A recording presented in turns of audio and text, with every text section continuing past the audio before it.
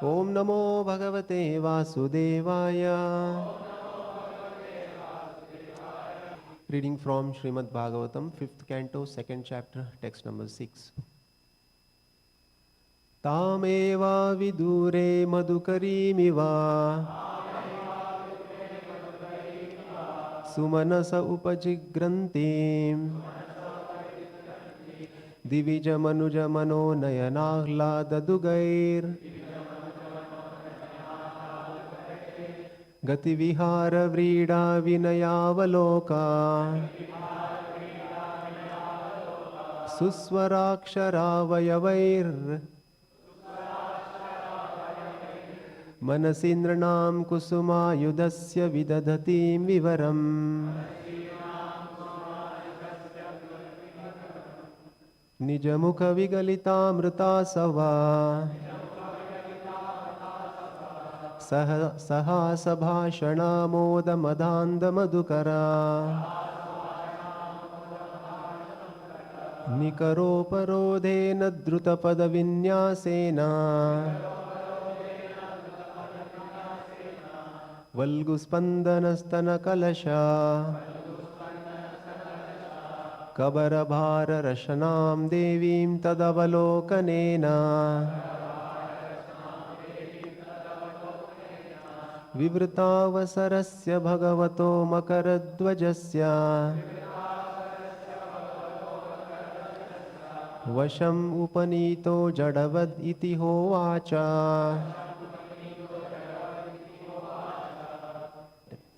Translation and purport by His Divine Grace A.C. Bhaktivedanta Swami Srila Prabhupada ki jai. Srila Prabhupada. Translation. Like a honeybee, the Apsara smelled the beautiful and attractive flowers.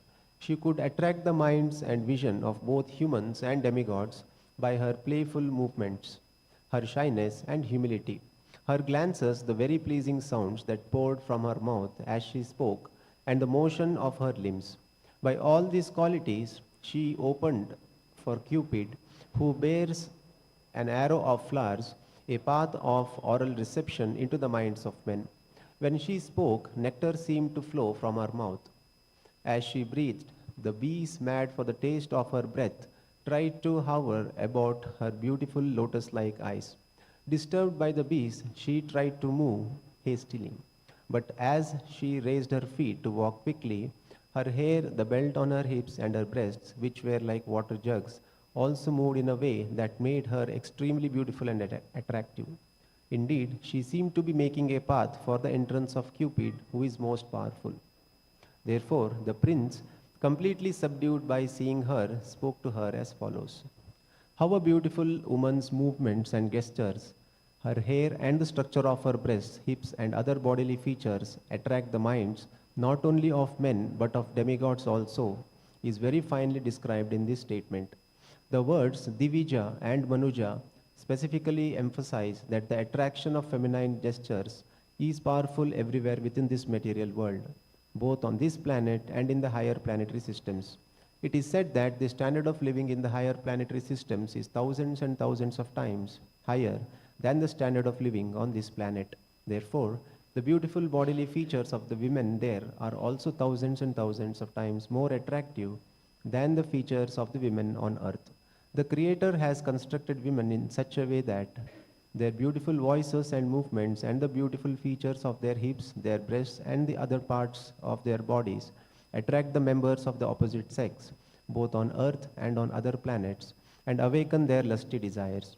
When one is controlled by Cupid or the beauty of women, he becomes stunned like matter, such as stone. Captivated by the material movements of women, he wants to remain in this material world. Thus, one's promotion to the spiritual world is checked simply by seeing the beautiful bodily structure and movements of women. Sri Chaitanya Mahaprabhu has therefore warned all devotees to beware of the attraction of beautiful women and materialistic civilization. Sri Chaitanya Mahaprabhu even refused to see Prataparudra Maharaj because he was a very opulent person in the material world. Lord Chaitanya said in this connection, Nishkinchanasya Bhagavat Bhajanonmukasya. Those who are engaged in the devotional service of the Lord, because they are very serious about going back home, back to Godhead, should be very careful to avoid seeing the beautiful gestures of women and should also avoid seeing persons who are very rich. Nishkinchanasya bhagavad vajanonmukasya param param jigamishor bhavasagarasya sandarshanam vishainam atha yoshitancha ha hanta hanta vishabhakshanatopya sadhu. Alas, for a person who is seriously desiring to cross the material ocean and engage in the transcendental loving service of the Lord without material motives, seeing a materialist engaged in sense gratification or seeing a woman who is similarly interested is more abominable than drinking poison willingly.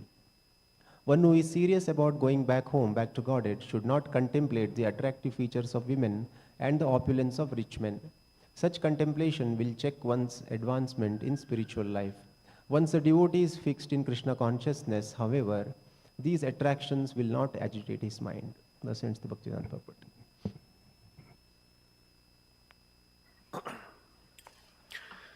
So in this chapter of the Srimad Bhagavatam, the activities of Maharaj Agnidra, we are seeing how Agnidra, performing austerities and meditation in the forest with an intent to have a nice son, and knowing his mind, Lord Brahma has sent an Apsara. And what that Apsara is doing is described in this verse. And how by her different features, by her gati, by her movement, by her vihara, by her playful movements, vihara gati, vrida, by her shyness, vinaya, by her humility, avaloka, by her glancing, and suswara akshara, by her sweet voice, avayavaha, avayavaihi, avayavaha, by the limbs of the body, manasi nrunam, kusuma yudhasya. How she became attractive to Prince Agnidra, but actually she was Dvija, Divija, Manuja, Mana, Nayana, Ahlada, Dugaihi. She was actually so beautiful that she was attractive for Divija, those born in heaven. Divi refers to heavenly planets. Divija, those who are born in heavenly planets. Manuja, those who are born in the family those who are born in human society. Mana, Nayana, Ahlada, Dugaihi. She was able to give Ahlada, pleasure, to Manas and Nayana, to the mind and heart, to the mind and eyes. So, and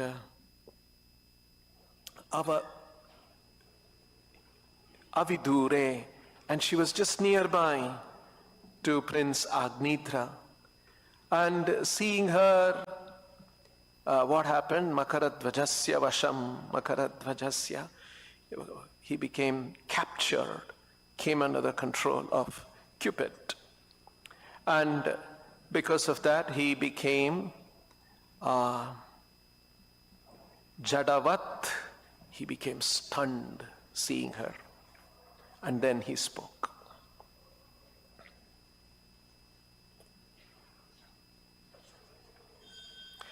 In Vedic literatures, it is described how Cupid has arrows, and when she shoots an arrow of flowers, Cupid has, Kamadeva has, and it is said that he has Panchabhana. He has got 5 different arrows, and those 5 arrows, they create different effects. It is described, it creates sammohana, bewilderment, stambhana, stuns, like it has happened to Prince Agnidra. He has become stunned. Unmadana becomes intoxicated. Shoshana creates intense attraction. And Tapana pierces the heart and causes to burn. So these are the different kinds of effects of Cupid's arrow. And we see that happening in the material world for men. And it has happened to Agnitra also. Jadavat, he has become stunned seeing this beautiful Apsara. And Srila Prabhupada has described that these are the qualities of an Apsara, of a woman in this world and in the heavenly planets, and can attract the minds and eyes and minds of men.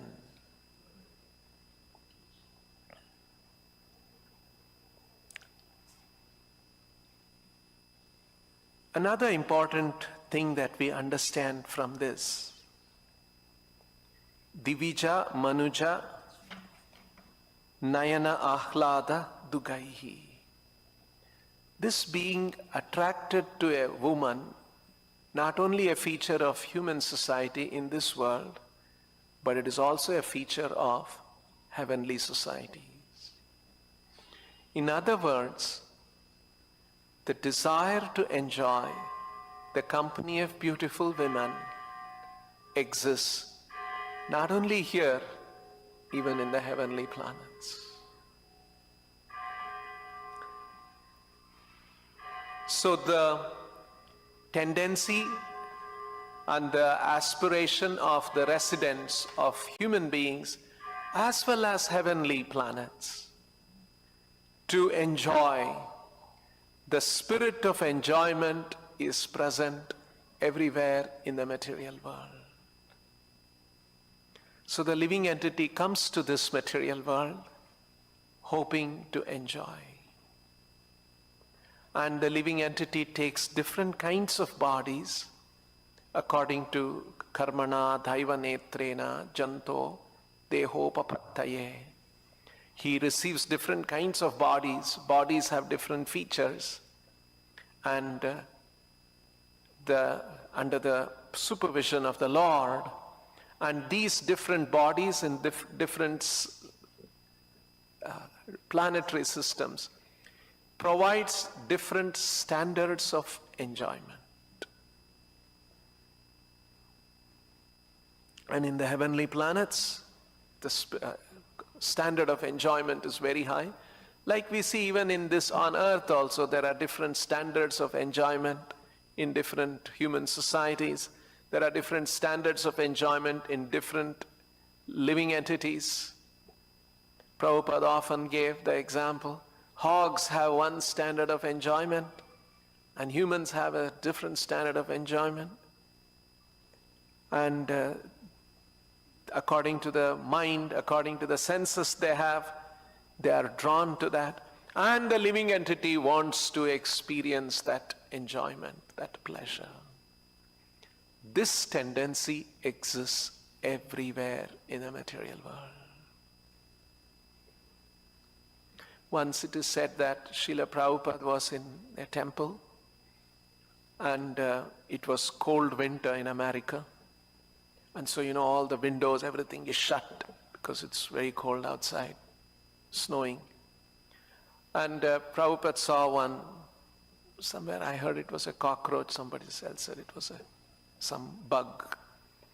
And Prabhupada captured it in his hand, pushed the window open, threw it, and said, "Go and enjoy the world." And then he said, this is how Krishna sends the living entities. You want to enjoy? Go and enjoy in the material world.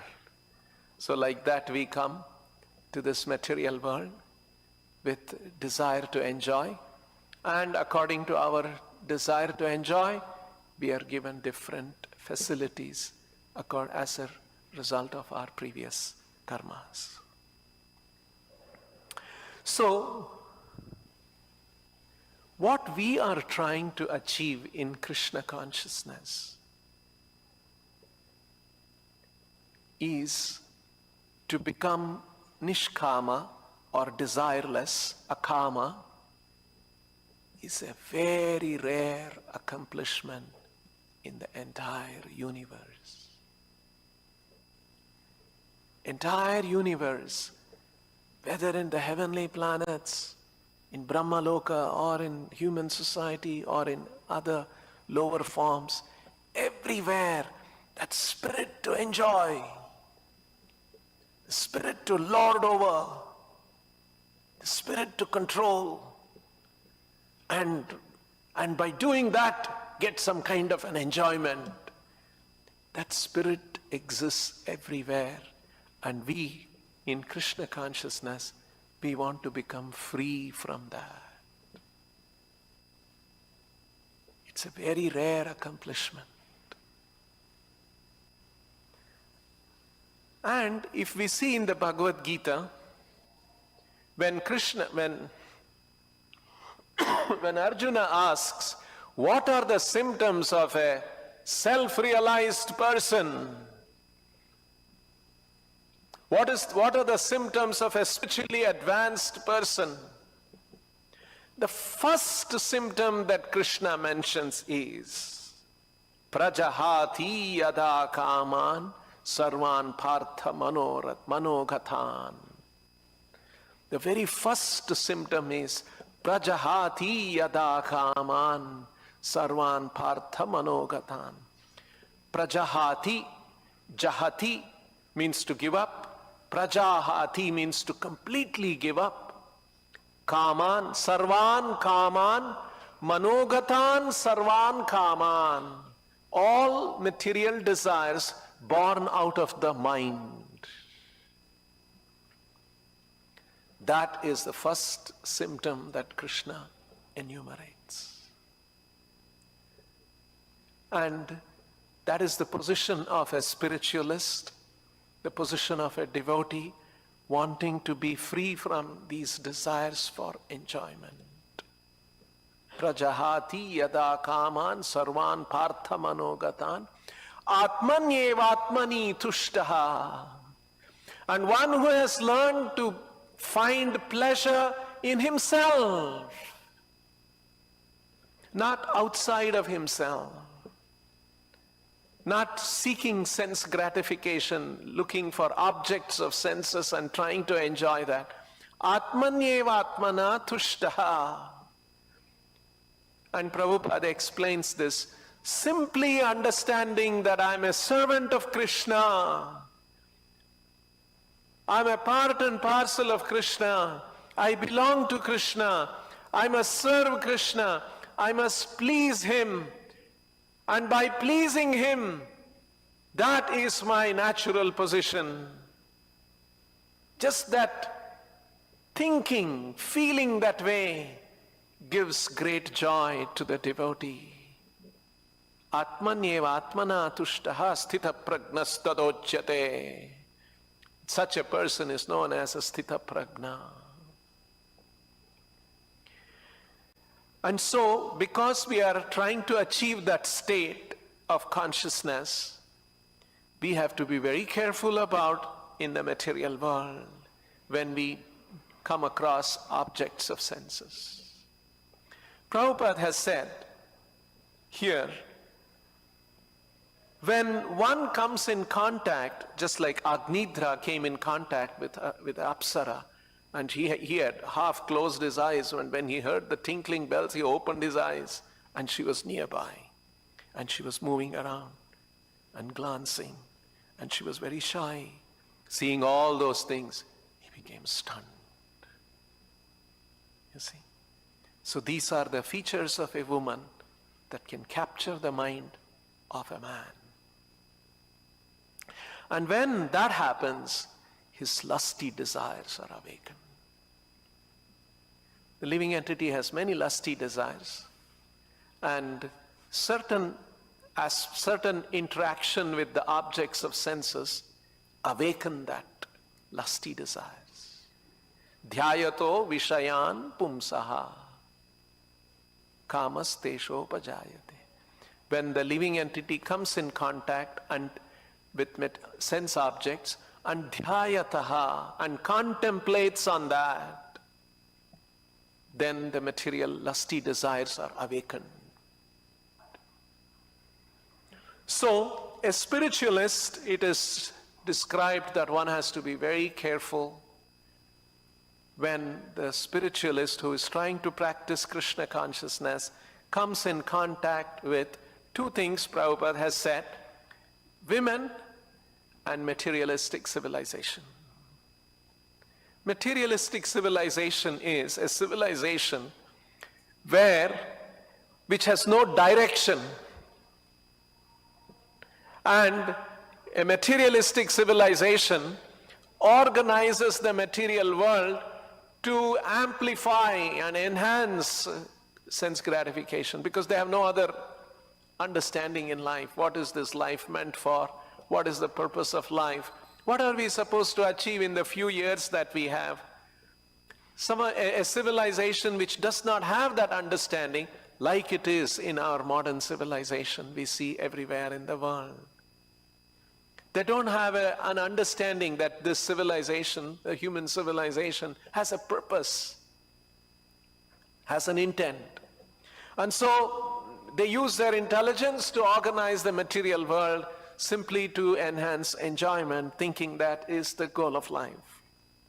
And when such things happen, and if a spiritualist who is trying to follow his spiritual path and become nishkamaha, akamaha, and who is prajahati yada kaman sarvan partha manogatan, manogatan kaman sarvan kaman prajahati, he is trying to give up. When he comes across such things and he is not careful, his lusty desires are awakened, and then once the lusty desires are awakened, he will have to run after that, like we will see what happens to Agnidra.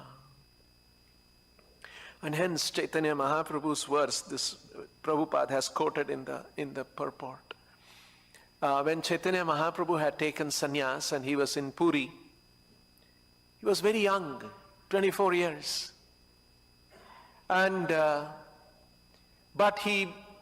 but as soon as he came to Puri, the most prominent scholar, Vedic scholar of Puri was Sarvabhauma Bhattacharya, an elderly man. And he became his student. So that word spread that a young sannyasi has come from Bengal, and our foremost scholar of our town, worshipper of the Jagannath temple, he has become a student of that young sannyasi. How great this young sannyasi must be. So that word had spread around. And so the news reached Cuttack, where the king was, King Prataparudra was. And King Prataparudra, he was, his spiritual mentor was Sarvabhauma Bhattacharya. He was a Pandit, he would come and consult him. And so when he heard that my spiritual mentor has become the student of another young sannyasi as a mentor, accepted him as a mentor. What has happened? And then he came to know more about Chaitanya Mahaprabhu. And then he sent word to Sarvabhauma Bhattacharya. Can you please arrange a meeting with the king, with Chaitanya Mahaprabhu? So the king sent a word. So one day Sarvabhauma Bhattacharya was with Chaitanya Mahaprabhu, young sannyasi, and he submits to him, Mahaprabhu, the Maharaja of our land here, he wishes to come and see you. And Sarvabhauma Bhattacharya thought that it's a king wants to come and see. Let's see what Chaitanya Mahaprabhu. But Chaitanya Mahaprabhu became very upset. He closed his ears and he said, hanta vishabhakshanato apya. Baby, better you give me poison. Let me drink poison and end my life. What are you saying? So Sarvabhauma Bhattacharya was shocked. Why? At that time, Chaitanya Mahaprabhu explains this verse. Nishkinchanasya bhagavat bhajanonmukhasya If someone is desiring to become Nishkinchana Bhajana, if he wants to do, free from all possessions, free from all desires, material desires, Bhagavat Bhajanon Mukhasya, Bhagavat Bhajana Unmukhasya, if one is desirous, one wants to be on the path of Bhagavat Bhajana. And what kind of Bhagavat Bhajana? Nishkinchana Bhajana. Bhagavat Nishkinchana Bhajana Unmukhasya. And who is Param Param Jigamashor Bhavasagarasya Param Unmukhasya. This material world, Bhavasagarasya, is Jigamishore, very difficult to cross over. Param, it's very difficult to cross over the material samsara, Bhavasagara. For such a person who is keen on crossing over the Bhavasagara and who wants to attain Nishkinchana Bhagavat Bhajana and who wants to perform such devotional service to Krishna, for him, Sandarshanam Vishayinam Athayoshitam cha. Vishayi means a materialistic person, or a beautiful woman who is interested in such material enjoyment. Yoshitam and Vishayinam. Sandarshanam, meeting them. Ha, hanta, hanta. It means alas. It's an expression in Sanskrit. Oh, hanta, hanta. Vishabhakshanato. It's like Vishabhakshana. Asadhu. Sadhu, sadhu means right action. Asadhu means, oh no, it's a wrong action. So this was the reaction of Chaitanya Mahaprabhu when Sarvabhauma Bhattacharya suggested to him. And then he became shocked to see Chaitanya Mahaprabhu is responding like that. And then he sent word to Prataprudana, nothing doing. You won't be able to meet him. So please forget it. So, but then Prataprudra was very desirous, and that's a long leela. I won't go into that. So, this is the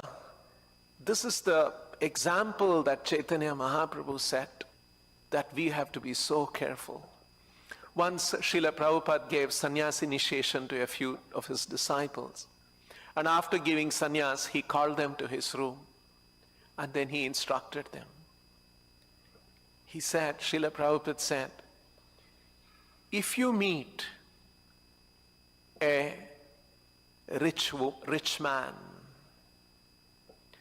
or if you see a beautiful woman,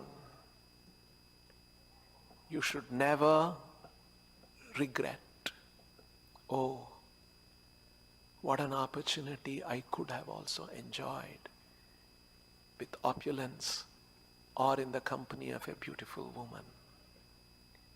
You should never regret. Such a thought should not come to you. You should be careful. So, this is the direction of our acharyas. Because when we see wealth, opulent, when you see a man, oh, looks like, see how nice he has got, big car, big house, nicely dressed up family members. Maybe he's so enjoying. And what's happened to me? I left my career, I left my home, I left all that. We should not be regretting.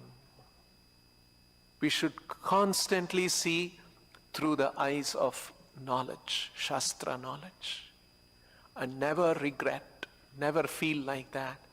And we must know all of that is just temporary, can just be gone with time.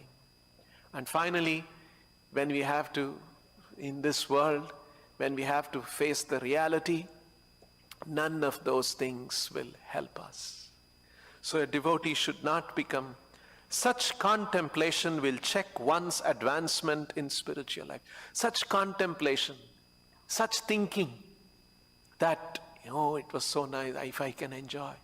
that contemplation can completely deride us from our spiritual advancement. And then Srila Prabhupada concludes this purport by a very positive, very hopeful, very positive statement. Once a devotee is fixed in Krishna consciousness, but this Krishna consciousness, the Bhagavatam is teaching, Srila Prabhupada is teaching, if we come to a stage where we become nishtha, there is a stage when one comes to, when one becomes fixed in Krishna consciousness. However, these attractions will not agitate his mind. So there is a possibility, if we come to that stage of becoming nishtha bhaktas, then even in the presence of beautiful women and materialistic civilization, we will not be affected because Krishna consciousness is very powerful. The enlightenment and the pleasure and the happiness and the satisfaction of Krishna consciousness that one can achieve by hearing, chanting, being in the association of devotees, doing kirtana, seeing the beautiful forms of the Lord and serving the Lord, and all of these activities can capture the devotee's heart, and material attractions will not bother him. So we can come to that stage, and we must pray and desire to come to that stage, and that is what is being offered by Chaitanya Mahaprabhu. Many more points we'll take up in the next discussion. Thank you very much. Srila Prabhupada ki, Grantaraj Srimad Bhagavatam ki.